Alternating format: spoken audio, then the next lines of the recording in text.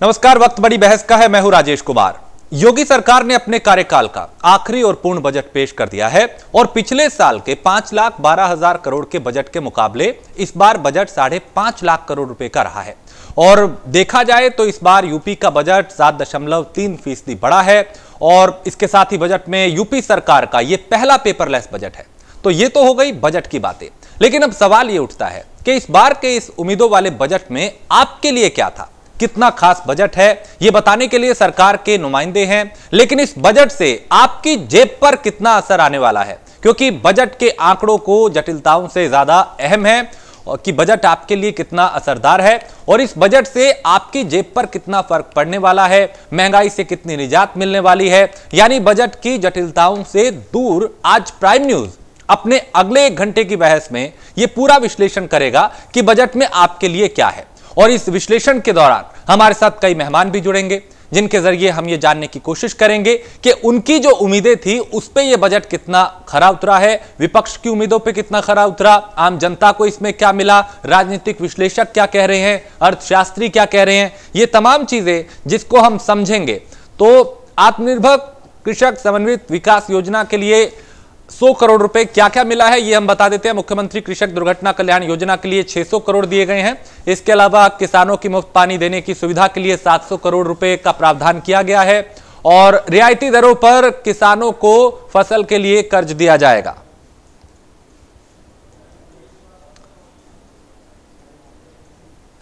तो प्रधानमंत्री किसान ऊर्जा सुरक्षा एवं उत्थान महाअभियान पर बड़ा कदम उठाया गया है और 2021-22 में 15,000 सोलर पंप की स्थापना का लक्ष्य निर्धारित किया है। इसके अलावा 1 से 8वीं तक के बच्चों के लिए हर साल मुफ्त यूनिफॉर्म दी जाएगी और छात्रों को जूते, मोजे, स्वेटर देने के लिए बजट में 300 करोड़ रुपए का प्रावधान किया गया है।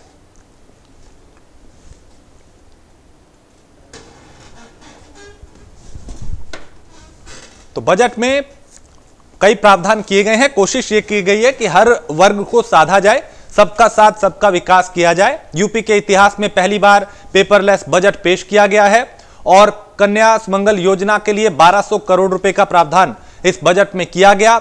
महिला शक्ति केंद्रों के लिए 32 करोड़ रुपए। इसके अलावा बड़ी बातें हैं बजट की। गांव में स्टेडियम के लिए 25 करोड़ रुपए और संस्कृत स्कूलों में फ्री छात्रावास की सुविधा दी जाएगी। ये बड़ी बातें हैं आज के बजट की। बीमा के लिए 600 करोड़ की व्यवस्था की गई है। इसके अलावा बजट की कुछ बड़ी बातें और हैं, जिसमें अधिवक्ता चैंबर के लिए 20 करोड़ रुपए का प्रावधान बजट में किया गया।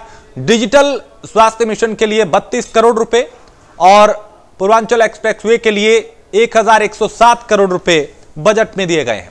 तो निर्माणाधीन मेडिकल कॉलेज के लिए 950 करोड़ रुपए और चित्रकूट में पर्यटन के लिए 20 करोड़ रुपए।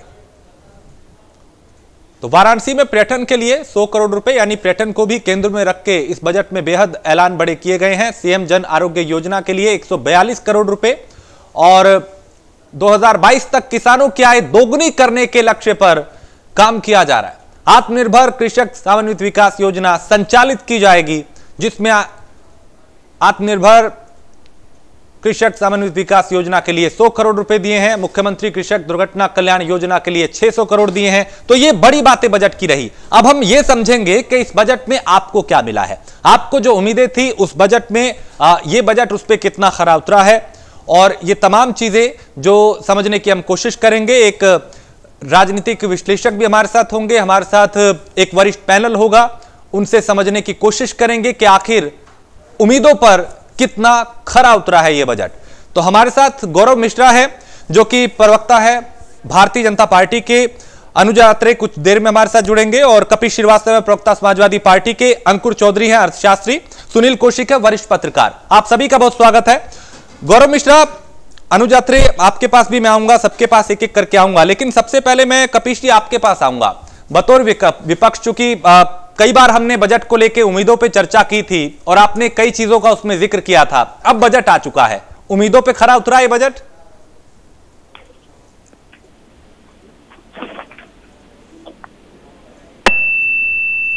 कपिल जी आप सुन पा रहे हैं? कपिल जी तक आवाज नहीं जा रही। सुनील जी, आपसे मैं चर्चा की शुरुआत कर लेता हूं। जो उम्मीदें हम जाहिर कर रहे थे, जो उम्मीदें हम लगा रहे थे इस बजट से, कितना खरा उतरा है ये बजट? देखो, ये तो मुझे लगता है कि चुनाव को ध्यान में रख के बजट बनाया गया है। और ये मुख्यमंत्री ने प्रेस कॉन्फ्रेंस के बाद कहा भी कि जितने भी इस सरकार के बजट हैं वो किसी न किसी को समर्पित रहे हैं। जैसे उन्होंने पहला बजट 17-18 का उन्होंने कहा ये किसानों के लिए समर्पित बजट था। 18-19 के बजट को कहा कि औद्योगिक विकास के लिए समर्पित था। 19-20 को कहा मातृशक्ति को समर्पित था। 20-21 को कहा कि युवाओं और रोजगार के लिए समर्पित था। लेकिन ये वाला बजट उन्होंने कहा कि सभी के लिए है। तो ये कह सकते हैं कि निश्चित तौर से पिछले बजट जो उन्होंने समर्पित होने की घोषणा की जी, मुझे लगता है कि वो चीज़ें वो आप प्राप्ति नहीं कर पाए, जिसके लिए आप बार बार कहते रहे कि इस किसान के लिए, औद्योगिक विकास के लिए, युवाओं के लिए, कृषि मातृशक्ति के लिए बजट है जी। लेकिन मुझे लगता है कि ये चुनावों को ध्यान में रखते हुए बनाया गया है, क्योंकि महिलाओं, किसानों पर जो ध्यान दिया गया है वो निश्चित तौर से हम कह सकते हैं कि दूरदर्शी सरकार की योजना रही है। और पहली बार किसी मुख्यमंत्री ने बजट के डेवलप के लिए कुछ प्रमुख सचिव लेवल के अधिकारियों के नाम लिए, कुछ IAS अधिकारियों के नाम लिए, जैसे अब तक होता नहीं है जी। लेकिन कह सकते हैं कि कहीं न कहीं बड़ी योजना के तहत इस बजट को बनाया गया, कुछ बड़े अफसरों को इस योजना के लिए लगाया गया, कह सकते हैं। दूसरी बात जो सबसे अच्छी चीज़ें मुझे इस बजट में पसंद आई वो 2-3 चीज़ें रहीं कि जो पूर्वांचल में जो सड़कों का जाल बिछाने का काम सरकार ने सोचा है। हाँ। जैसे गोरखपुर एक्सप्रेसवे को कहा है कि 800 करोड़ का बजट है, पूर्वांचल एक्सप्रेसवे को 1370 करोड़ का बजट है, गंगा एक्सप्रेसवे 7200 करोड़ का बजट है, बुंदेलखंड एक्सप्रेस को 1492 करोड़ का बजट है, और गाँव को सड़कों से जोड़ने का जो नई व्यवस्था होगी उसमें 5000 करोड़ के आसपास का बजट है जी। मुझे लगता है ये कहीं न कहीं विकास की बात यहाँ हुई है। हाँ। और पूर्वांचल में जहाँ सड़कें नहीं हैं या सड़कों का जाल वहाँ बुना जाएगा, अच्छे से डेवलप किया जाएगा, तो रोजगार की भी बात होगी, वहाँ में विकास की बात भी होगी, और देश और प्रदेश से जुड़ने की जो बात सरकार करती है वो भी होगी। दूसरा उन्होंने कहा है कि नहर परियोजना के लिए, नहर परियोजना में उन्होंने कहा 976 करोड़ के आसपास का बजट रखा, जिसमें सरयू नहर का 610, पूर्वी गंगा का 271 और बेतवा लिंक नहर का 104 करोड़ का बजट है। तो प्रधानमंत्री जी ने कहा था कि हम जब जाएंगे बनारस तो कहीं ना कहीं नहरों के माध्यम से जाएंगे, पानी के माध्यम से जो यातायात की सुलभ बनाने की व्यवस्था की गई थी वो थोड़ा सा इसमें झलकता है कि कहीं ना कहीं ऐसी व्यवस्था 1000 करोड़ के आसपास की गई है, तो हो सकता है उस योजना को बल मिले। तीसरी बात इसमें रखी गई कि अयोध्या को लेकर के जो योजना उन्होंने बनाई है, 2022 में राम मंदिर को लेकर के जिस तरीके से ताना वाना बुना जा रहा है उसमें लगभग 140 करोड़ विकास और 101 करोड़ एयरपोर्ट के लिए रखा गया है। तो वो भी एक चुनावी माहौल को ध्यान में रखते हुए ये रखा गया है कि भगवान श्री राम के नाम से एयरपोर्ट होगा और इतना बजट अयोध्या के लिए है। तो ये सारी चीज़ें हैं। यानी सुनील जी, कुल मिला के हर वर्ग को साधने की कोशिश की है। आप ये कह रहे हैं कि एक तरीके से चूंकि सामने पंचायत चुनाव भी हैं, उसके बाद आने वाले वक्त में विधानसभा चुनाव भी हैं, तो एक चुनावी बजट के तौर पे क्या इसे देखा जा रहा है? बिल्कुल बिल्कुल चुनावी माहौल को देख करके ये बजट बनाया गया है। और पिछले बजट की अपेक्षा इस बार माहौल देखेंगे ना तो बहुत ज़्यादा लंबा चौड़ा बजट नहीं है कि 5,12,000 और 5,50,000 लगभग 38,000 करोड़ के आसपास का बजट है। इसमें नुकसान भी है और ये ध्यान भी सरकार को रखना पड़ा होगा इसमें, और रखना भी चाहिए। कोरोना काल के बीच में जो माहौल था और जो राजस्व की प्राप्ति होती थी, कहीं ना कहीं वो भी आड़े हाथों आएगा। यदि आपने इतने नुकसान में बजट पेश किया गया है तो इसकी भरपाई वो कैसे करेंगे जब अगली सरकार आएगी तो। और ऐसा मैं बड़ा निचोड़ के साथ कहना चाहूँगा कि जो अंतिम बजट किसी भी सरकार का हो, केंद्र का हो या प्रदेश का हो, वो चुनाव को ध्यान में रख के ही बनाया जाता है, क्योंकि वो अंतिम बजट सरकार का होता है और वोटरों को प्रभावित करने के लिए किस तरीके से वोट बैंक उनकी तरफ आए, इसकी भी बड़ा बारीकी से ध्यान रखा जाता है।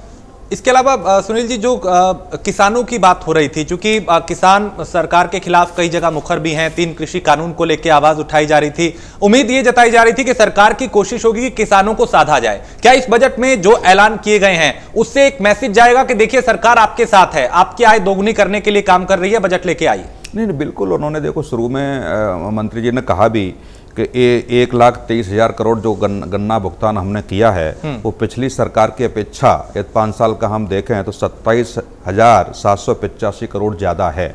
दूसरा उन्होंने कहा कि 15,000 सोलर पंप, किसानों के ऋण के लिए 400 करोड़, कृषक दुर्घटना के लिए 600 करोड़, ब्लॉक कृषक उत्पादन संगठनों की स्थापना के लिए उन्होंने 100 करोड़ का फंड दिया है और किसानों को मुफ्त पानी के लिए 700 करोड़ का बजट दिया है। सारा पूरा तुलनात्मक हम अध्ययन करें तो लगभग 3000 करोड़ के आसपास का ये किसानों को बजट है।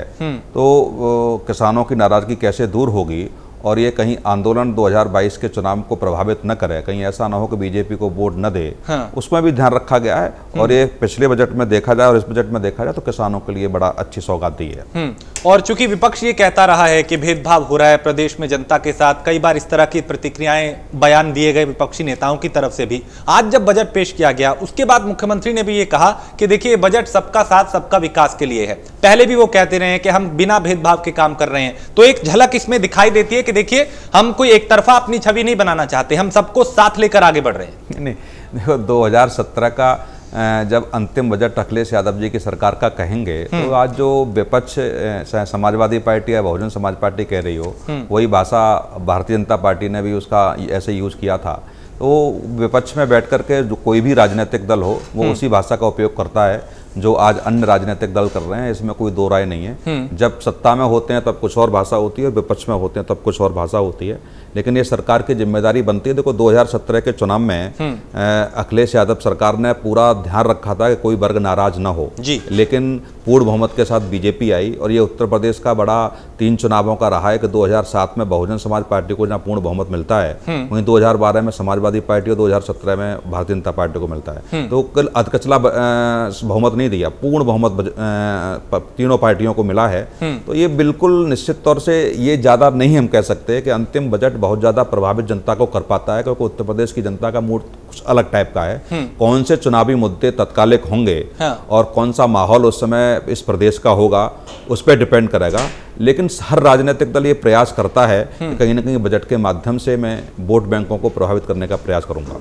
ठीक है, अंकुर चौधरी भी हमारे साथ अर्थशास्त्री हैं। अंकुर जी, मैं राजनीतिक पार्टियों के पास बाद में जाऊंगा, लेकिन सुनील जी मैं आप ही के पास अभी रहूंगा। फिलहाल मैं अभी कहीं दूसरी जगह जाऊं किसी दूसरे गेस्ट के पास। मैं आपसे ये समझना चाहता हूं कि जो विपक्ष को आपत्तियां थी, चूंकि आप लगातार कई बार चर्चा में हमारे साथ शामिल हुए, हम उम्मीदों पे जब बात कर रहे थे तो जो विपक्ष की बातें की जा रही थी विपक्ष की तरफ से, ये बजट एक विपक्ष को भी संदेश देने के लिए है कि देखिए सरकार बेहतर दिशा में आगे बढ़ रही है, सबको साथ लेके आगे काम कर रही है।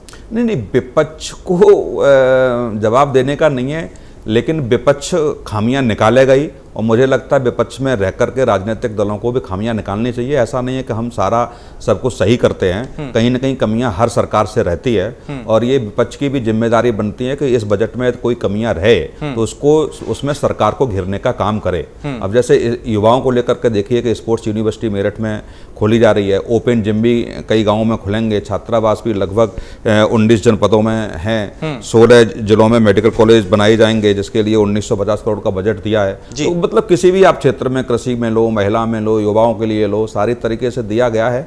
तो ये विपक्ष अब इसका किस तरीके से लेता है ये अब हम लोग जब समीक्षा करेंगे तो निकल के आएंगी, लेकिन वही भाषा रहेगी जो किसी जमाने में बीजेपी की, कांग्रेस की रही है सत्ता में, विपक्ष में रह करके, वो अन्य राजनीतिक दलों की रहेगी। मैं ज्यादा अपेक्षा इसलिए नहीं करता क्योंकि विपक्ष की जो जिम्मेदारी होती है ईमानदारी से वो जिम्मेदारी निभानी चाहिए। जो सरकार से चीजें छूट गई हैं उसका ध्यान आकर्षित करना विपक्ष का काम है। विपक्ष का काम यह है कि राजनीतिक स्तर से जो कोई भी निर्णय लिए जाते हैं उनका खुल के विरोध किया जाए, ये विपक्ष का काम है।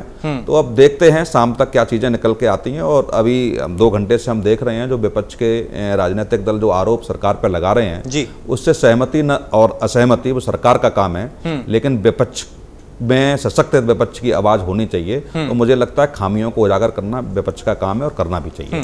और बजट में सरकार की एक कोशिश भी रही है कि युवाओं को एक संदेश दे दिया जाए कि हम आपके साथ हैं, आपको लेके आगे बढ़ रहे हैं, क्योंकि युवाओं के लिए भी कई ऐसी घोषणाएं की गई जिससे एक संदेश जाए कि देखिए सरकार युवाओं को केंद्र में रख के भी योजनाएं बना रही है। देखो, सब जब बीजेपी आई थी तो बीजेपी ने ये कहा था, जिस तरीके से समाजवादी पार्टी सरकार ने कहा कि बच्चों को टैबलेट दिए गए थे, उस समय लैपटॉप दिए गए थे, तो इन्होंने कहा उसको थोड़ा सा चेंज किया था कि जो ग्रेजुएशन में एडमिशन लेगा उसको हम टैबलेट देंगे, लेकिन वो कहीं नहीं है। अब इन्होंने अभी तय योजना को लगा दिया जो लोग IAS IPS अन्य अन्य चीज़ों की परीक्षा की तैयारी करेंगे, लेकिन उन्होंने कहा है कि जो अच्छे बच्चे हैं उनको हम लैपटॉप देंगे और लगभग अब तक 52,000 छात्र छात्राओं ने उसमें एडमिशन लिया है, फाइनल लिस्ट हुई है। तो 52,000 की संख्या बहुत ज़्यादा होती है कहीं ना कहीं जिलों को प्रभावित युवाओं को करेंगे। ओपन जिम की बात कही है तो वो कहीं ना कहीं युवा उससे प्रभावित होंगे। जिस तरीके से कोचिंग फ्री की बात हुई है, अब तक SC ST और OBC के बच्चों को फ्री कोचिंग दी जाती थी, पहली बार हो रहा है कि सामान्य वर्ग के मतलब सारे बच्चों को फ्री कोचिंग दी जाएगी। तो कहीं ना कहीं ऐसा है कि सबका साथ, सबका विकास और सबका विश्वास जीतने का प्रयास इस बजट में किया है। लेकिन अब समय बताएगा कि सरकार इन बजट के माध्यम से जनता के बीच कितनी पैठ बना पाती है, कितनी दिल में उतर पाती है। थोड़ा समय रहते हुए इन सब बातों का फर्क पड़ेगा। और अगर कुल मिला के हम देखें तो इंफ्रास्ट्रक्चर और कनेक्टिविटी जो है उसको बेहतर करने की भी कोशिश की गई है। पर्यटन को ध्यान में रख के भी कई ऐसी योजनाएं चलाने की बात की गई कि जो पर्यटक हैं वो आकर्षित हों उत्तर प्रदेश की तरफ। नहीं, बिल्कुल है। देखो 4 एयरपोर्ट की जहाँ सरकार ने बात की है, अयोध्या का एयरपोर्ट है ही है, नोएडा का इंटरनेशनल एयरपोर्ट है, जहाँ 2 रनवे थे वहाँ 6 रनवे की बात की गई है इस बजट में। तो और जिस तरीके से एक्सप्रेसवे की घोषणा की है, Gorakhpur expressway, Purvanchal Ganga expressway, Bundelkhand expressway, ये 4 एक्सप्रेसवे सरकार दे रही है। तो बिल्कुल जायज़ सी बात है कि इससे उद्योग को भी बढ़ावा होगा, आने जाने की सुगम सुविधा भी होगी। लेकिन क्या ये चीज़ें 2022 के चुनाव से पहले पूरी हो पाएंगी कि नहीं हो पाएंगी? क्योंकि समाजवादी पार्टी ने आगरा और लखनऊ एक्सप्रेसवे का जब घोषणा की थी तो ये अखिलेश यादव जी के सामने बड़ा तार्किक तरीके से मैं कह सकता हूँ कि बड़ा चैलेंज था कि चुनाव से पहले पूरा कर पाएंगे नहीं कर पाएंगे, लेकिन उन्होंने पूरा करके दिखाया।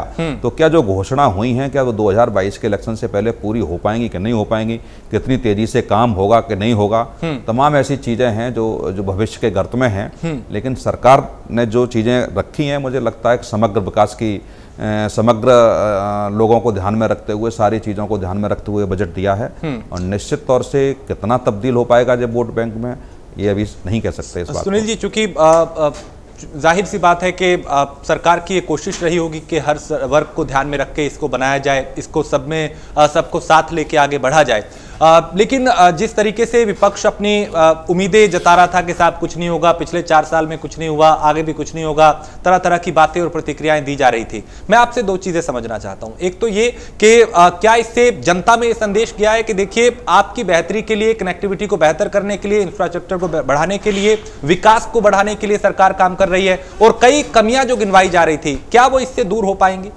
नहीं, बिल्कुल कमियां दूर होंगी। लेकिन एक चीज़ मैं थोड़ा सा आपका ध्यान आकर्षित कराना चाहूँगा कि जब सरकार आने के 1 साल बाद एक बहुत अच्छी योजना आई थी कि 1 जनपद और 1 प्रोडक्ट, उसमें लोगों को बड़ा उम्मीद थी। और ये कई बार मुख्यमंत्री ने अपने भाषणों में कहा, तमाम मंचों से ये कहा भी कि हम इस तरीके से तैयार करेंगे सारा सिस्टम कि हम विदेशों में भी इनको निर्यात कर पाएँ। लेकिन आप बताइए, केवल 250 करोड़ का बजट 75 जिलों के लिए हो तो कह सकते हैं कि ऊँट के मुंह में जीरा जैसी स्थिति है कि 250 करोड़ में क्या हो पाएगा? एक जिले के वार्ड में 3-3.5 करोड़ रुपया आएगा तो उसमें क्या आप तैयारी कर पाएंगे? यदि मुझे थोड़ा सा लगता है कि यदि उसी स्तर पर थोड़ी सरकार की सशक्त भूमिका रहती और एक अच्छा खासा बजट 1 जिला और 1 प्रोडक्ट के आधार पर वो देते तो मुझे लगता है कि थोड़ा रोजगार भी बढ़ता। वहाँ जिले में जो रुके हुए लोग हैं, क्योंकि कोरोना काल के बाद जो लोग रुके हुए हैं मजदूर, उनके सामने समस्या तो अब आएगी कि आखिर में वो किस तरीके से रोका जाए। उन्होंने कहा कि 1.5 करोड़ लोगों को हमने यहाँ पर रोकने की जो व्यवस्था की है, मजदूरों को रोजगार दिया है, 20 लाख मजदूरों को हमने 1-1 लाख रुपया दिया है, 10,35,000 नए राशन कार्ड बनाए हैं जिसमें खाद्यान्न की सुविधा मुहैया कराई है, क्योंकि बाहर से जो लोग आए हुए थे उनके पास राशन कार्ड नहीं थे। ये वास्तव में रहेंगे कि नहीं रहेंगे? दूसरा, कर्मचारियों के लिए उन्होंने जिस तरीके से कोरोना काल को लेकर के फ्रीज कर दिए गए थे कि वो तमाम ऐसी चीज़ें रोक दी गई थी उनको, और विधायकों की विधायक निधि को रोक दिया गया था। विधायकों को जो भत्ता मिलने वाला था या उनकी सैलरी में 30% कम हुआ था वो बहाल किया कि नहीं किया, ये शाम तक स्पष्ट हो पाएगा। तो तमाम ऐसी चीज़ें हैं जो कोरोना काल के समय निर्णय लिए गए थे। कोरोना काल के समय बैट भी ज़्यादा बढ़ा दिया गया था। असम में देखा है आपने 5 रुपये कम किया है। ये प्रदेश सरकार के सामने आज अपेक्षा भी जनता कर रही थी कहीं ना कहीं बैट की कम की घोषणा होगी। जिस तरीके से महंगाई बढ़ रही है, तो ये सारी चीज़ें हैं।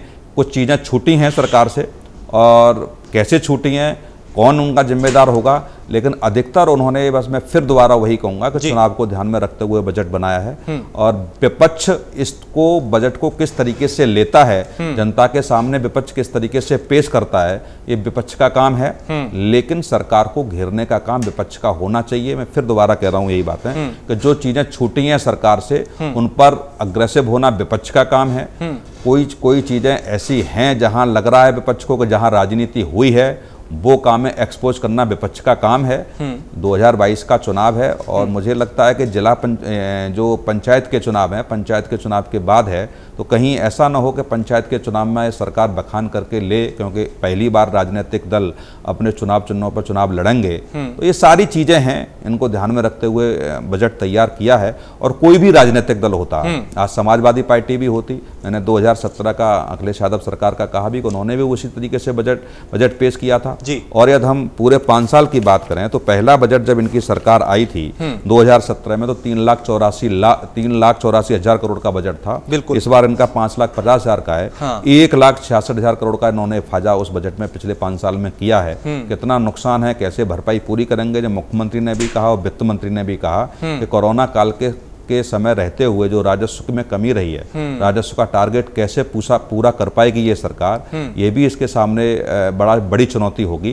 तो अब समय बताएगा, कुछ दिनों में क्लियर सारी चीजें। बिल्कुल, कोरोना का आपने जिक्र किया, कोरोना काल के बाद अब चूंकि हालात धीरे धीरे सामान्य हो रहे हैं और कोरोना के बाद जिस तरीके की अर्थव्यवस्था सबके सामने है, चाहे प्रदेश की हो या देश की, उसको ध्यान में रखते हुए बजट तैयार करना यह भी एक बड़ी चुनौती सरकार के लिए रही होगी। नहीं, बिल्कुल रही होगी। और आप ना नहीं, वो तो सारी सरकारों की रहेगी, ऐसा नहीं उत्तर प्रदेश में बजट आता है, वो तो सारे स्टेट में बजट आ रहा है, उसी को ध्यान में कुछ खर्चे भी कम किए गए होंगे।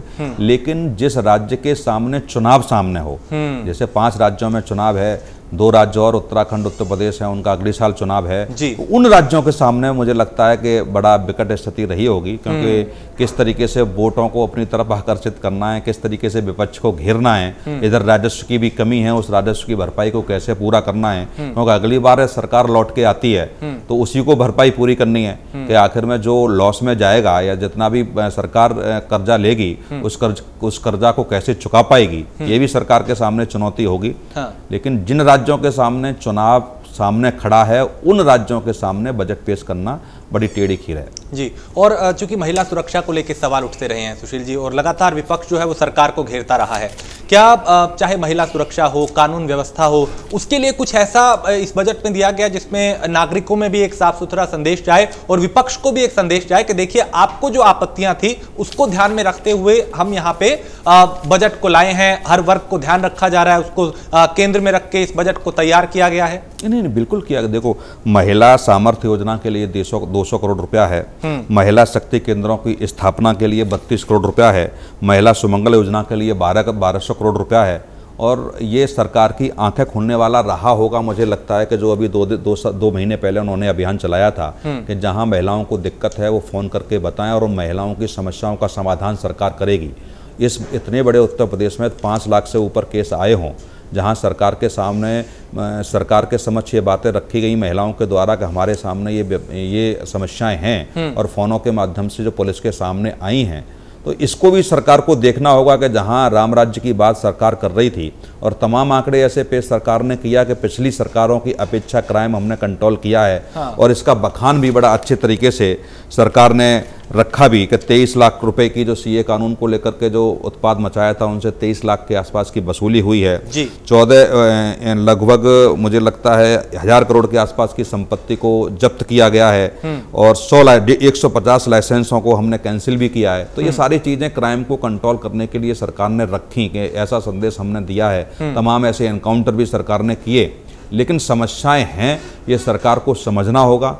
सरकार के संगठन में, जिस संगठन की सरकार है उसमें कार्यकर्ताओं में किस तरीके से रोष है, किस तरीके से नाराजगी है, ये भी ऊपर स्तर तक गई है, इसको भी कैसे रोकना होगा। चुनौती तो सरकार के सामने है, क्योंकि जिसका 5 साल शासन रहता है तो तमाम जनता को, कार्यकर्ताओं को, विधायकों को, सांसदों को अपेक्षाएं रहती हैं, वो अपेक्षाओं पे कितना खरा उतर पाती है। देखो, समाजवादी पार्टी की सरकार ने बहुत अच्छे काम किए, लेकिन पुनः सत्ता में वापसी न आने के भी कारण रहे होंगे। ये समाजवादी पार्टी की सरकार ने समीक्षा भी की होगी बाद में संगठन ने कौन सी ऐसी बातें रही हैं। तो बीजेपी भी मुझे लगता है उसी स्तर पर चल रही होगी, कहीं ऐसी कमी न छूट पाए, क्योंकि उत्तर प्रदेश के इतिहास को जब देखा जाए तो पता लगता है कि पुनः वापसी सरकार की नहीं होती है।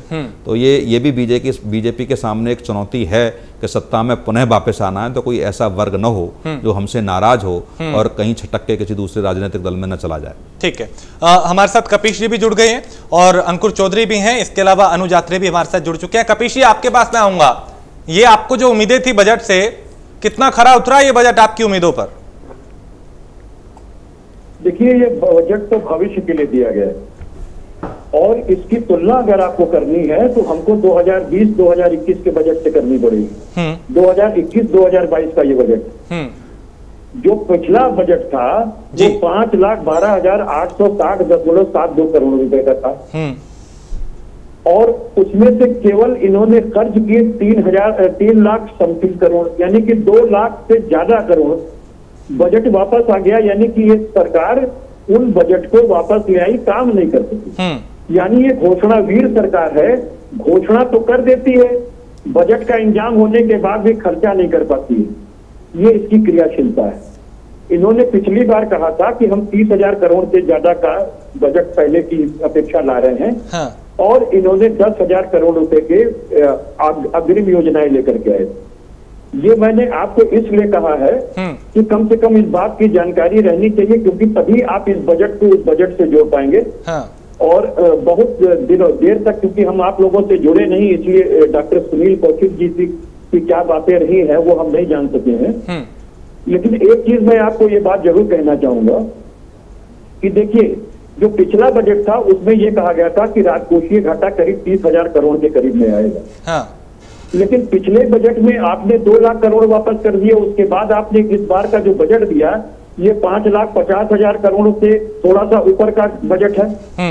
दूसरी चीज मैं आपको कहना चाहता हूं, इसमें आपने क्या कहा कि नई योजनाओं की जो शुभारंभ है इस परियोजना में जो ये करेंगे, अनुमानित किया है वो मात्र 27,000 करोड़ रुपए की। यानी कि आप पुरानी ही परियोजनाओं पर ये पैसा देते चले जा रहे हैं, जो परियोजना आपने 2017 के बाद से शुरू की होगी।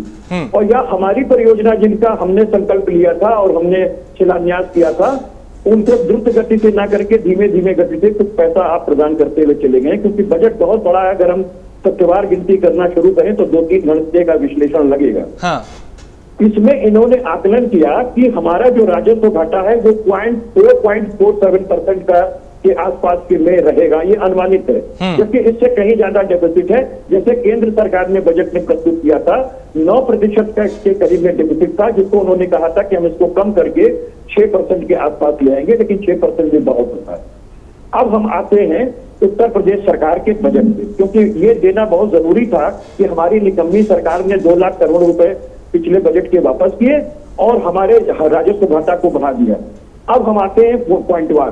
पहला, इन्होंने किसानों को आय को वर्ष 2022 में दोगुना करने के लिए 2021-2022 में निर्भर कृषक समन्वित विकास योजना संचालित की जाएगी, इसकी घोषणा की है। हाँ। और इस योजना के लिए डॉक्टर कौशिक सुनेंगे तो शायद हंसेंगे, क्योंकि थोड़ा उनको बढ़िया अर्थशास्त्र का ज्ञान है।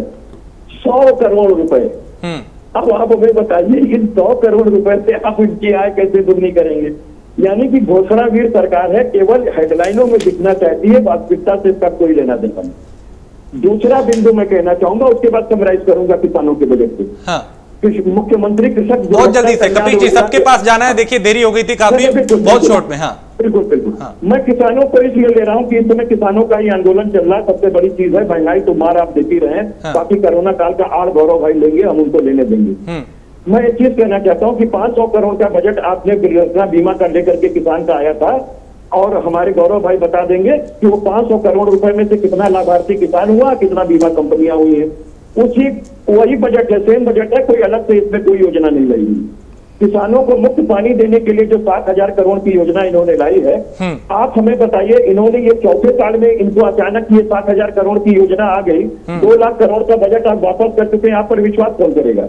और आप ये किस तरीके से मुफ्त देंगे ये आप तय नहीं कर पाएंगे, क्योंकि सोलर एनर्जी से पैदा करने वाले जो पंप आपने घोषित किया मात्र 15,000 पूरे उत्तर प्रदेश के अंदर। ठीक। तो कहने का मतलब ये है कि मान लो आपने किसानों के सम्मान निधि में कोई विकास किया नहीं, कोई पेंशन नहीं लाई, आपने कोई उनके लिए सब्सिडी नहीं दिया, आपने साथ में किसान का जो गन्ना भुगतान था उसमें कितना पैसा खर्च करेंगे, क्योंकि 14,000 करोड़ रुपए बकाया, वो भी नहीं आपने बताया। ठीक है, ये जवाब लेंगे सारा। बताया कि जो 450 रुपए का आप 2017 में समर्थन मूल्य गन्ने का वादा करके किसानों के लिए आए थे, आज भी आप 335 रुपए दे रहे हैं, इसके लिए आप बजट में क्यों नहीं व्यवस्था की? ठीक है, ये तमाम मैं जवाब लूंगा, गौरव से जवाब लूंगा कपिल जी। सिर्फ किसानों पे कहा है मैंने। हाँ। आप पहले किसानों पे ले लें, फिर हम और आगे बढ़ेंगे। ठीक है, इससे पहले मैं अनुज आत्रे आपकी टिप्पणी लेना चाहता हूं। आज के बजट पे आप कैसे देखते हैं? आपकी उम्मीदों पे खरा उतरा बजट, इस बजट पे आपकी क्या प्रतिक्रिया? बजट की तो प्रतिक्रिया ये है कि जो 2017 में जो ये सरकार ने पहले बजट पेश किया था, आज 2021 में पांचवा बजट पेश किया है, तो इसमें लगता है कि कुछ भी नयापन नहीं है। हाँ, ये चुनावी बजट जरूर कहा जा सकता है, क्योंकि अंतिम बजट इस सरकार का है और अंतिम बजट भारतीय जनता पार्टी का आने वाले 20 वर्षों में है, क्योंकि अब ये दोबारा सत्ता में आने वाले नहीं। जनता ने इनकी घोषणाओं को बहुत देखा है, भाषणों को बहुत सुना है, लेकिन भाषण से शासन नहीं चल सकता है। शासन चलाने के लिए उसकी इच्छा शक्ति की आवश्यकता होती है। आप केवल जो है देशभक्ति, देशद्रोही और आस्था के नाम पर खिलवाड़ करके जो है सरकार नहीं चला सकते। यही हमने देखा, जो राम राज्य की बात करके आए थे ये भारतीय जनता पार्टी की सरकार, योगी जी मुख्यमंत्री बने थे, आज भगवान भरोसे उत्तर प्रदेश का हाथ चल रहा है। इसी तरह के लोक लुभावन इन्होंने जब शुरुआत में सरकार बनी थी 2018 में एक इन्होंने इन्वेस्टमेंट समिट किया था, प्रधानमंत्री जी खुद उसमें शामिल रहे थे। अपने देश के जो है इनके चहेते उद्योगपति जो हैं उनको, पूंजीपति मित्रों को साथ में लेकर के आए। लगभग 4 लाख करोड़ रुपए का उसमें जो है MOU साइन। बड़ा उत्साह था लोगों में, बहुत जो खुशी का माहौल था कि न जाने उत्तर प्रदेश में क्या हो जाएगा। 1000 से ऊपर MOUs हुए थे कि 1000 से ऊपर उद्योग लगेंगे आने वाले समय में। आज 4 साल हो गए हैं, सरकार ये नहीं बता पा रही है कि वो क्यों सारे के सारे निरस्त हो गए MOUs।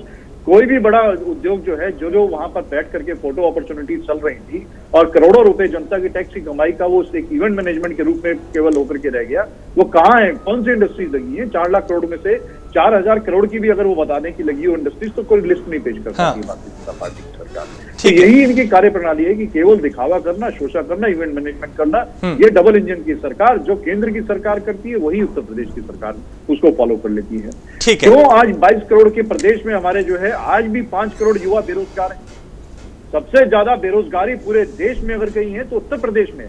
5 करोड़ युवा जिस प्रदेश के बेरोजगार घूम रहे हो, वहां की सरकार अपनी पीठ थपथपाए कि हमने बहुत अच्छा सुशासन दिया है। तो ऐसा सुशासन अगर आपने दिया है, जो आप बेरोजगारी 2 करोड़ साल की नौकरियां देने का वादा करके आए थे, तो बताइए उत्तर प्रदेश में कितनी नौकरियां दी हैं? आज क्यों उत्तर प्रदेश का किसान सबसे ज्यादा त्रस्त है? किसान गन्ना मिले 36। ठीक है अनुज जी, इस पे मैं जवाब लूंगा गौरव से, चूंकि कपीश ने भी कई सवाल उठाए हैं, कई कमियां गिनवाई हैं। आपने भी कहा कि चुनावी बजट है, लेकिन उससे पहले मैं अंकुर जी आपके पास आऊंगा। आप उत्तर प्रदेश के हालात को देखते हुए, आर्थिक स्थिति को देखते हुए जो बजट आज पेश किया गया है उसको कैसे देखते हैं? क्या उम्मीदों पर खरा उतरता है?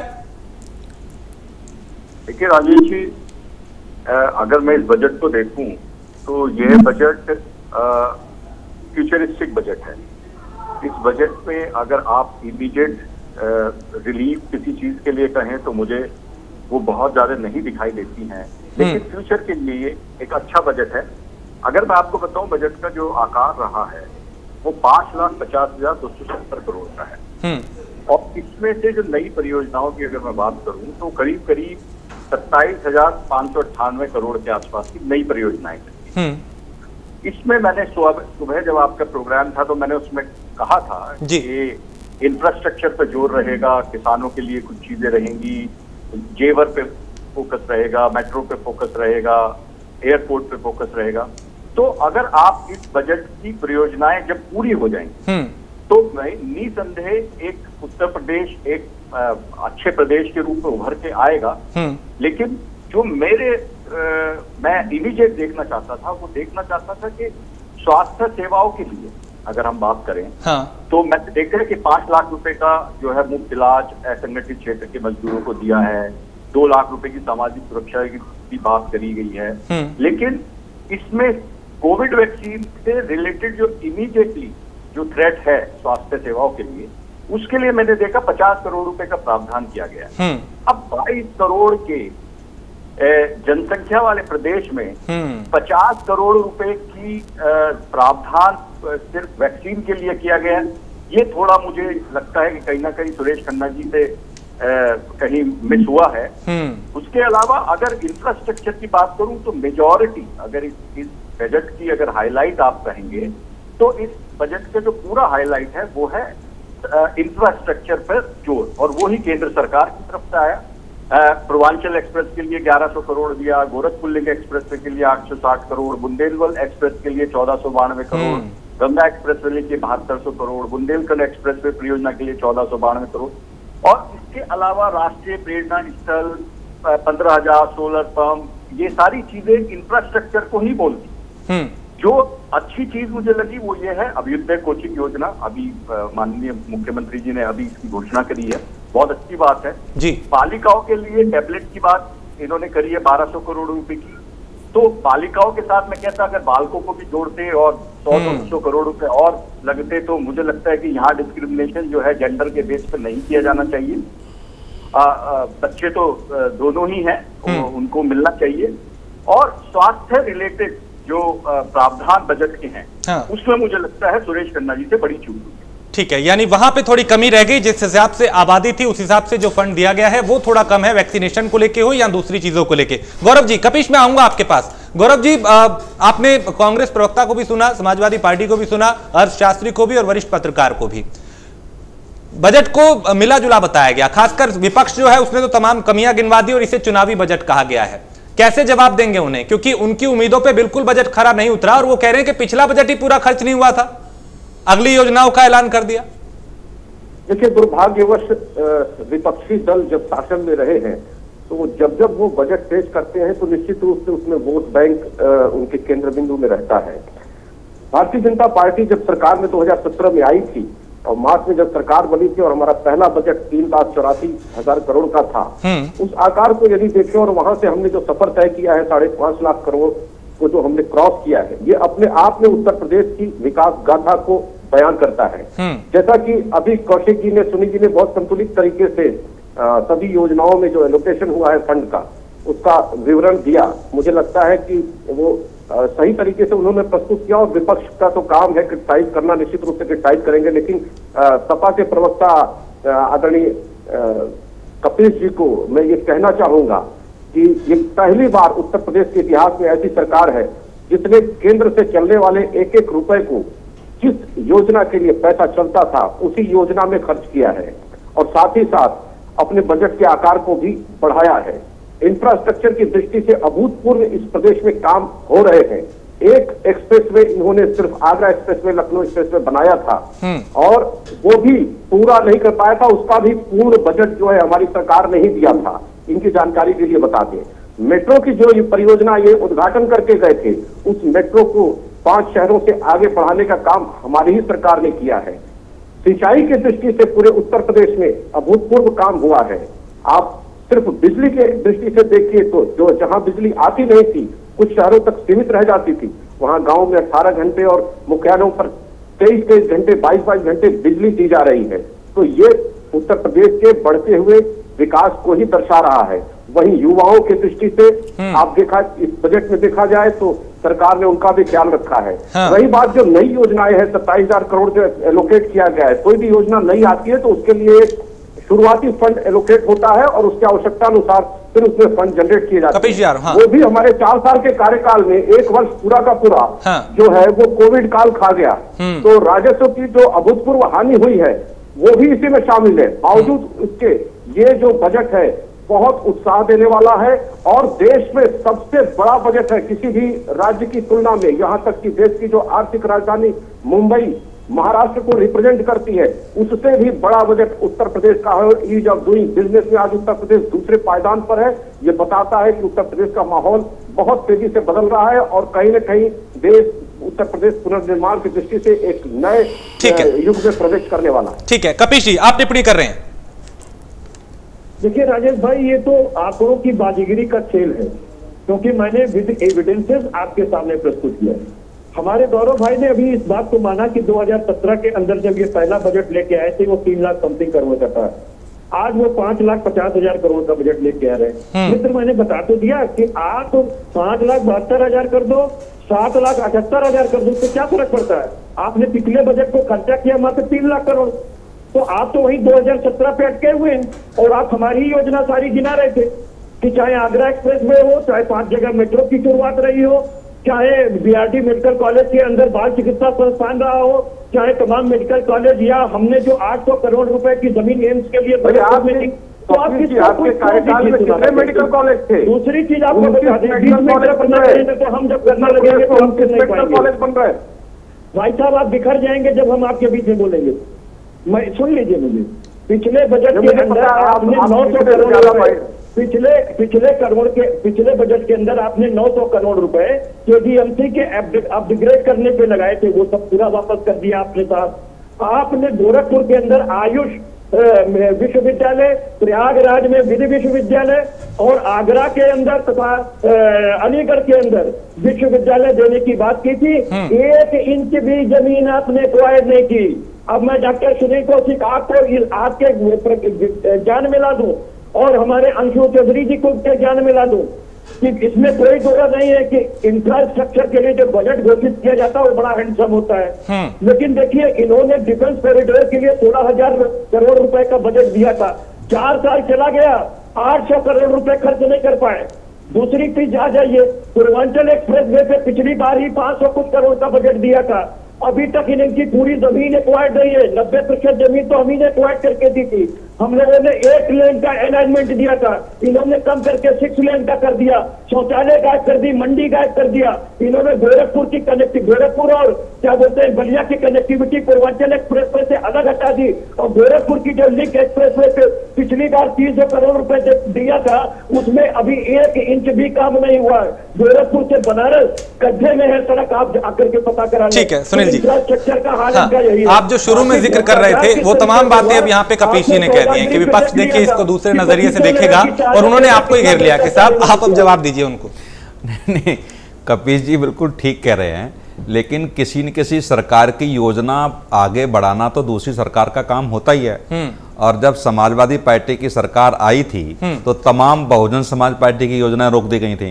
तो ये राजनीति है कि कौन सी सरकार, कौन सी पार्टी की सरकार कौन सी योजनाएं लाती है। तो उससे लग रहा है कि केवल वो अपने वोट बैंक को प्रभावित करने वाली बात कर रही है। उन्होंने कहा काशीराम योजना, तो काशीराम योजना क्या समाजवादी पार्टी ने आगे चलाई? उन्होंने लोहिया ग्राम विकास योजना लेकर के चले। तो ये सब चलता है पॉलिटिक्स में। लेकिन कपीश जी को ये समझना पड़ा। यमुना एक्सप्रेस वे का काम पूरा कराया, मैंने तारीफ, मैंने आपने कपीश जी हम लोगों ने पूरा बनवाया। कपीश जी आपने अंदर जो रबर की रोड बनी 9 किलोमीटर की, वो हमारी देन है जिसका फीता इन्होंने काटा। कपीश जी आपने सुना नहीं मुझे? कपीश जी आप लगाई गई स्टेशन ये बढ़ा नहीं पाए, रेल से लेकर के पटरी तक हमने बिछाई, हमने उसका उद्घाटन किया और ये झूठ बोलते हैं गौरव साहब। अगर एक ही स्टेशन इन्होंने इंजीनियरिंग कॉलेज गेट से आगे बढ़ा दिया हो तो बताइए, मैं अपना राजनीतिक इस्तीफा दे दूंगा। कपीश जी जो समाजवादी पार्टी की सरकार में जो काम किए, उस समय आपको मेरी आवाज नहीं मिल रही थी। मैंने उन कामों की भी तारीफ की।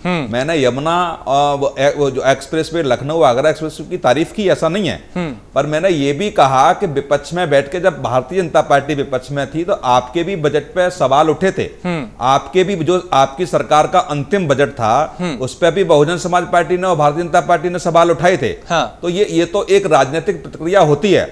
दूसरा कपीश जी समझेंगे कि जब कोरोना काल में सारी देश की अव्यवस्था खराब हो गई तो 2 लाख करोड़ का जो बजट है वो सरकार नहीं खर्च कर पाई। लेकिन ये बिल्कुल सच बात है, कबीर जी की इस बात से सहमत हूं कि 4 से 5 योजनाएं ऐसी हैं जो 2017 में इन्होंने बजट किया वो अभी तक खर्च नहीं हो पाया। ठीक है, बिल्कुल निश्चित बात है। दूसरा, स्मार्ट सिटी की बात हो रही है। स्मार्ट सिटी की केंद्र सरकार ने भी घोषणा की, आज इन्होंने भी शायद कुछ स्मार्ट सिटी की बात कही है। तो उन पे क्या काम पूरा समय रहते हुए हो पाएगा? अंतिम समय का जब बजट होता है, जैसे मेट्रो की बात गौरव जी ने की, एक्सप्रेस वे की बात की, तो वो अंतिम बजट आपका था, आपने प्रयास किया। लेकिन इस बार जरूरी नहीं है कि बीजेपी सरकार लौट के आएगी तो क्या आप इनके काम पूरे नहीं करेंगे। हो सकता है वापस आएगी। तो मैंने ये भी कहा कि सरकार के सामने ये भी बड़ी चुनौती होगी कि जो चुनावी बजट को लेकर के रखते हैं, जैसे तमाम ऐसे बजट, आप तमाम ऐसे 2017 के पहले का जो लास्ट का बजट था वो सरकार के सामने चुनौती होती है, क्योंकि अंतिम बजट, चुनावी जो बजट होता है, ये सहमत होना पड़ेगा आपको, क्योंकि आप भी सत्ता में रहे हैं। तो ये कोई नया बीजेपी ने नहीं किया है। लेकिन सारी चीजों को ध्यान में रखते मैंने ये भारतीय जनता पार्टी पे अभी सवाल उठाया, और मैं फिर उठा रहा हूं इस बात को लेकर के कि जो मुख्यमंत्री जी ने ये कहा अपने प्रेस कॉन्फ्रेंस में कि 2017-18 का बजट हमारा किसानों को समर्पित था, 2018-19 का औद्योगिक विकास के लिए समर्पित था, 19-20 का मातृशक्ति के लिए समर्पित था, और 20-21 का इन्होंने युवाओं और रोजगार के लिए समर्पित था। तो जब समर्पित था तो उसकी समीक्षा होनी चाहिए कि वास्तव में जिस क्षेत्र के लिए आपने समर्पित किया, उस क्षेत्र को आपने कितना प्राप्त उस क्षेत्र को हुआ है, कितना प्रोग्रेस उस प्रदेश की हुई है। लेकिन मैंने फिर कहा और फिर कह रहा हूं कि बजट पे सवाल उठाना विपक्ष का काम है। यदि कहीं कोई कमियां छूटती हैं उसका काम विपक्ष उठाए, सरकार की आंखें खोले। लेकिन भारतीय जनता पार्टी ने जो बजट अभी पेश किया है वो सारे क्षेत्रों को ध्यान में रखते हुए किया है। मुझे नहीं लगता कि कोई ऐसा क्षेत्र छूटा है। खर्च करना न करना अलग बात है, लेकिन सारे चीजों को ध्यान में रखते हुए बजट किया। मुझे लगता है कि सारे वर्ग इस बात से सहमत होंगे। ठीक है अनुज जी, आप इसे चुनावी बजट बता रहे हैं, लेकिन ये तो अमूमन होता रहा है हर राज्य में कि जहां पे आखिरी बजट पेश किया जाएगा वो कोशिश ये करते हैं कि मतदाताओं को भी साधा जाए। ऐसा क्या है जहां पे कमियां रह गई जो आप सरकार को बताएं कि देखिए साहब ये कमियां हैं आपके बजट में? देखिए, चुनावी बजट इसलिए कहा जा रहा है क्योंकि इसमें लोक लुभावन घोषणाएं ज्यादा की गई हैं, वास्तविकता से परे है ये बजट। उत्तर प्रदेश की जो जमीनी समस्याएं हैं उनसे परे बजट है। ये हवाई बजट का एक तरह से पेश किया गया है, लेकिन जो मूल चूक समस्याएं हैं, जो बुनियादी समस्याएं हैं, उनकी तरफ वो जस की तस खड़ी हुई हैं, जिनको ये जंगल राज का नाम लेकर के आए थे। उत्तर प्रदेश को एक उत्तम प्रदेश बनाने की बात करके आए थे। तो इन 4 सालों में जब नहीं बना पाए हैं तो ये क्या गारंटी है, ये किस बात से इस चीज को सुनिश्चित करेंगे कि अपने अंतिम वर्ष में जो है कायाकल्प कर देंगे, जो कि बिल्कुल जो है समझ से परे है। इनकी हालात ये है कि अभी तक जो पिछले बजटों में जो है ये उत्तर प्रदेश का माहौल एक ऐसा सुधार नहीं पाए हैं कि जो कि यहाँ पर औद्योगिकीकरण की तरफ लोग बढ़े। आज उद्योगपति यहाँ पर आने से कतराता है। जब उद्योगपति नहीं आएगा तो बेरोजगारी बढ़ती रहेगी। यहाँ पे बेरोजगारी खत्म नहीं हो सकती, रोजगार होगा नहीं। व्यवसायी यहाँ पर व्यापार नहीं कर सकते क्योंकि गुंडागर्दी का माहौल इतना भयानक है। तो सारी चीजें सबसे पहले आकर के कानून व्यवस्था के ऊपर आ जाती है। महिलाओं को ऊपर जो अपराध है, एनसीआर भी कहती है कि इनमें 3 गुना की वृद्धि हो गई है। तो ये बता दें कि जब ये आप अर्थव्यवस्था को एक केंद्र सरकार की जो है भारतीय जनता पार्टी की नीतियों की वजह से देश की अर्थव्यवस्था पूरी तरह से तबाह हो चुकी है, उसमें हमारा उत्तर प्रदेश भी आता है। आज उत्तर प्रदेश में डीजल की कीमतें पूरे देश के साथ साथ उत्तर प्रदेश में भी बहुत हाई तूफान पर है। तो सोचिए, देश के किसान और उत्तर प्रदेश का किसान कहाँ जाएगा? बुआई का समय चल रहा है, कोई भी खेती आज किसान जो है बिना ट्रैक्टर और बिना ट्यूबवेल के नहीं कर सकता। दोनों में डीजल की बहुत अधिक आवश्यकता पड़ती है। तो सोचिए क्या उन हालातों में जब उनको वैसे ही अपना दाम नहीं मिल पा रहा है, ये महंगाई जो सरकार ने उनके सामने कर दी है, तो कम से कम सरकार को, उत्तर प्रदेश की सरकार को अपने बजट में रिलीफ देना चाहिए था। देश के किसानों के लिए रिलीफ देना चाहिए था, गरीब आदमियों के लिए रिलीफ देना चाहिए था, लेकिन ऐसा कुछ नहीं दिखाई। ठीक है अंकुर जी, इस बजट में लोगों को ये उम्मीद रही होगी कि कुछ महंगाई से थोड़ी सी राहत मिलेगी। किसानों को भी अपने लिए कई उम्मीदें थी, क्या ये उन उम्मीदों पे खरा उतरा है? एक चीज तो ये, दूसरा ये कि क्या ये बजट अर्थव्यवस्था को बूस्टर देने का काम करेगा? क्या उसके लिए बूस्टर का काम करेगा? देखिए राजेश जी, जहां तक महंगाई का प्रश्न है, महंगाई में ज्यादातर जो है सेंट्रल बजट उसके लिए रिस्पॉन्सिबल होता है, क्योंकि अभी जीएसटी के आने के बाद सिर्फ 2 बास्केट ऐसी हैं जो कि राज्य सरकार के क्षेत्र में आती हैं। एक पेट्रोलियम प्रोडक्ट और दूसरा जो है आबकारी विभाग, जिसमें जो है जिससे बहुत बड़ा राजस्व सरकार को प्राप्त होता है। तो चाहे अगर राज्य सरकार चाहे तो अपने लेवल पे पेट्रोल और डीजल के दाम कम कर सकती है, आबकारी के में बढ़ा सकती है, ये सब किया जा सकता है। पर आपको समझना होगा राजेश जी कि जो राज्य सरकार का बजट होता है उसका जो डेफिसिट होता है बजट का, उसकी मंजूरी केंद्र सरकार देता है। तो 15वें वित्त आयोग में अगर आप देखें, जो ये वित्त आयोग था, उसके हिसाब से केंद्र सरकार ने 3% के बजाय 5% तक के फिस्कल डेफिसिट को ये यहाँ पे अलाउ किया था उत्तर प्रदेश सरकार के लिए, और इसी वजह से ये बजट 5.5 लाख करोड़ के ऊपर जा पाया। तो उसको ध्यान में रखते हुए, क्योंकि राजस्व का वो जो फिस्कल डेफिसिट है उसको वो काफी बड़ा है, इस वजह से राजस्व को नहीं काट सकते थे सुरेश कुमार खन्ना जी। तो उनके हाथ में बहुत ज्यादा कुछ था नहीं, वो को चाह कर भी पेट्रोल प्रोडक्ट्स पे, क्योंकि वही इनकी मेन राजस्व है, और उसको नहीं दिया जा सकता था। देखिए महंगाई तो पेट्रोलियम प्रोडक्ट्स की वजह से बढ़ती है, इसमें कोई दो राय नहीं है। लेकिन इसके साथ साथ हमें ये भी समझना होगा कि कच्चे तेल के जो दाम हैं इंटरनेशनल मार्केट में, वो भी ओपन है, अभी उनको संचालन गवर्नमेंट नहीं करती है, और धीरे धीरे ग्लोबलाइजेशन की तरफ जा रहे हैं, ओपन मार्केट इकोनॉमी की तरफ जाने की कोशिश कर रही है गवर्नमेंट। जहां तक बूस्टर की बात है तो देखिए, मैंने सुबह भी आपके प्रोग्राम में कहा था कि उत्तर प्रदेश के पास आज की तारीख में जो सबसे बड़ा राजस्व कमाने का इन दो क्षेत्रों के अलावा है, आबकारी विभाग और पेट्रोलियम के अलावा जो सबसे बड़ा क्षेत्र है वो है टूरिज्म का।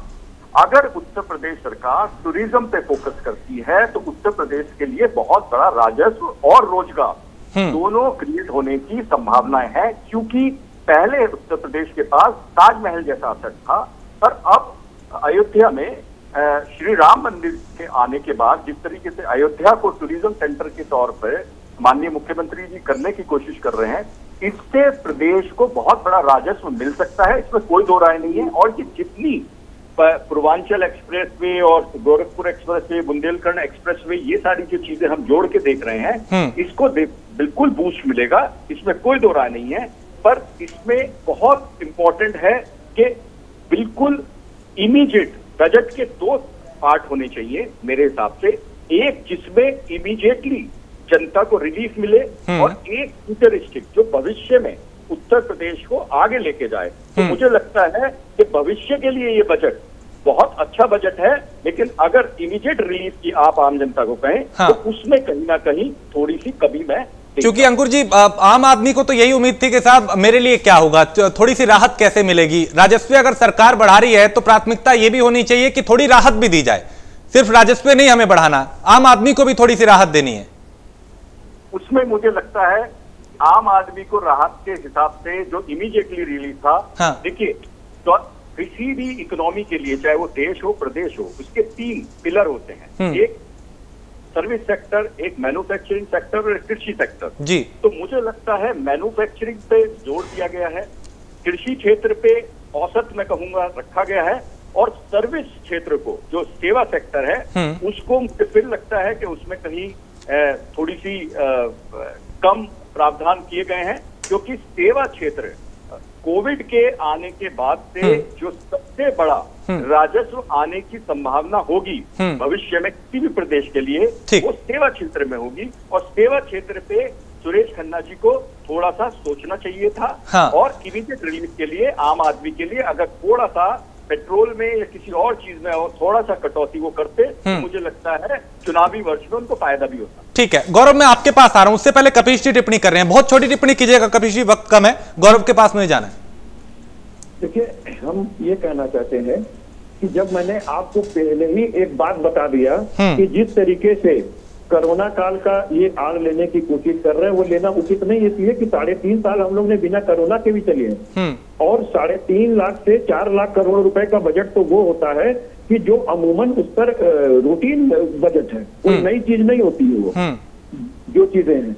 और इंफ्रास्ट्रक्चर के अंदर इन्होंने बजट को खर्च नहीं किया, क्योंकि मैंने सारी अलाइनमेंट पूर्वांचल एक्सप्रेस वे से लेके और डिफेंस कॉरिडोर तक की रख दी, लिंक एक्सप्रेस वे गोरखपुर की रख दी, और कोई भी 1 इंच जगह काम नहीं। अब ये जैसे गोरखपुर मेट्रो की बात कर रहे हैं कि 100 करोड़ रुपए देंगे, हकीकत क्या है, यहाँ तो अभी अलाइनमेंट तक नहीं हुआ है, डीपीआर बना करके कैंसिल कर दिया गया, कैसे आप गोरखपुर को दे देंगे? ये सब लोक लुभावन बजट है अंकुर जी। और जो अंकुर जी ने ये कहा कि वो जो तीन वजह होती हैं इकोनॉमिक्स को ग्रोथ देने के लिए, तो मैन्युफैक्चरिंग में ये कहाँ है? मैं इसलिए कह रहा हूँ कि 4 लाख करोड़ रुपए का इन्होंने एमयू सिग्नेचर किया था, उनमें से 1000 करोड़ का भी ये गिनती नहीं गिना सकते हैं। तो ये तो फेल्योर है, इसकी नीति टोटल फेल्योर है इस सरकार की। और सर्विस सेक्टर को तो मरने के लिए छोड़ दिया।